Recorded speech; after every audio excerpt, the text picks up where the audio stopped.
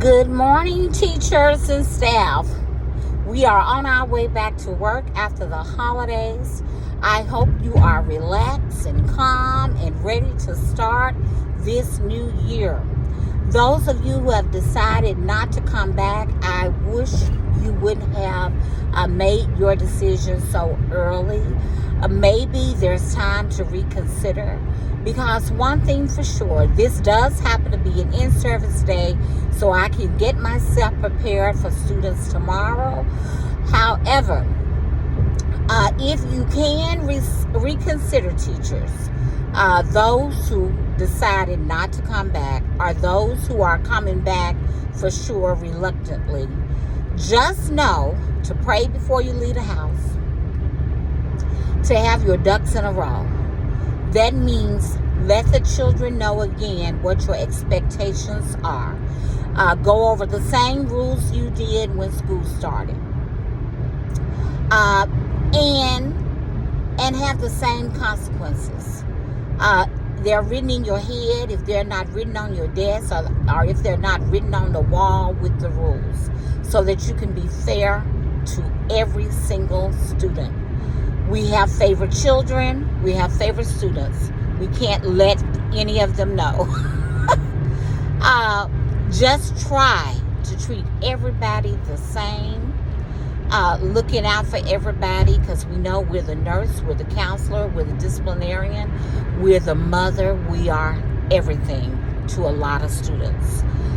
So keep that in mind, so you will be fair by how you deal with them. And I'm telling you, kids react to that, especially the older children, even the younger ones.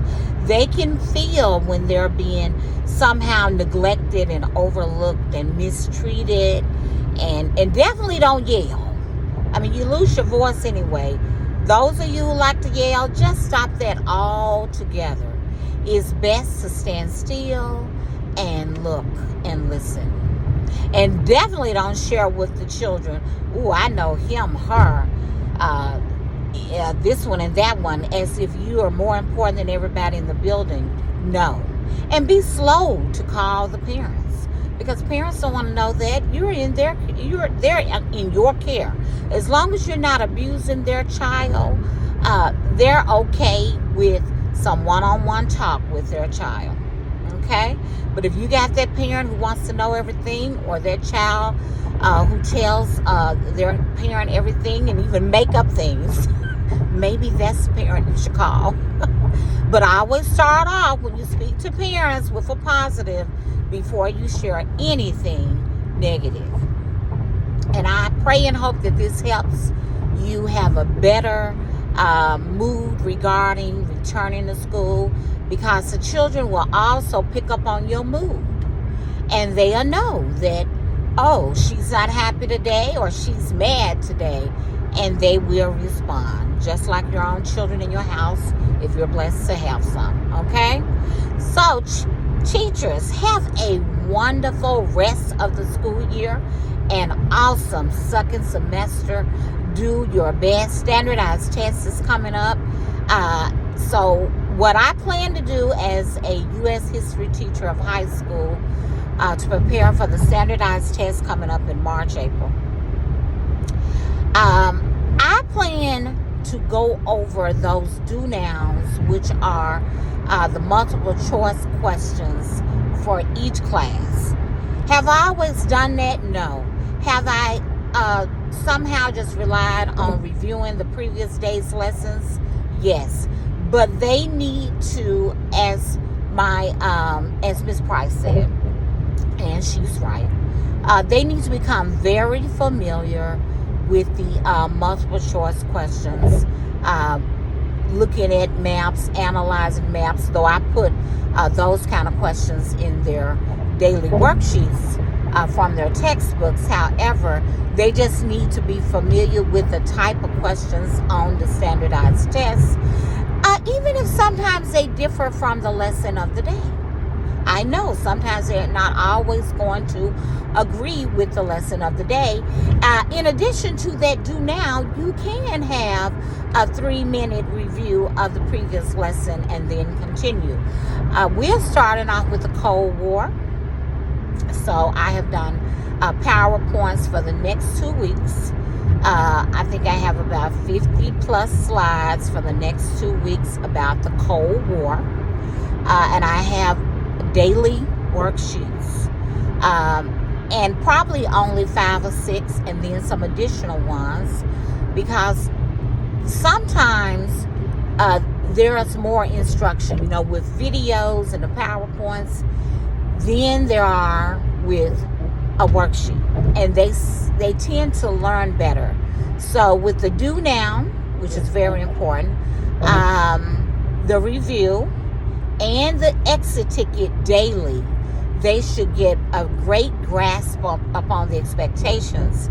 And then right before the standards, I will put together, and I already have this, but I revise it somewhat to include the Cold War thereafter, because I didn't always get to the Cold War.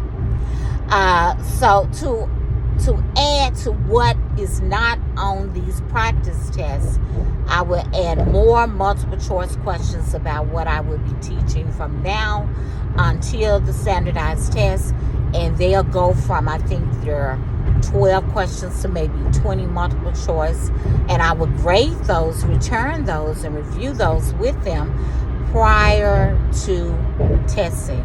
I also enjoy writing. I was an English teacher, and in my heart I still am. So I like to do a lot of writing when it comes to history. And that is comparing and contrasting Booker T. Washington to W.E.B. Du Bois, comparing and contrasting Presidents Franklin D. Roosevelt to Lyndon B. Johnson, B.B. King to Elvis Presley, and then simply doing some opinion writing too, expository, informative writing too, based on topics that we put together about the different labor unions. Anything that I can find in my topics to write about before that lesson is complete, I will. I do know that helps them become better writers, not just for English class, but for life. Okay? So keep that in mind, and I do hope I didn't bore you teachers too much. But first, pray and read your Bible every morning. It will help you get along with the students, the parents, the staff, and administration. So with that said, peace and blessings, and have an outstanding year. Peace and blessings.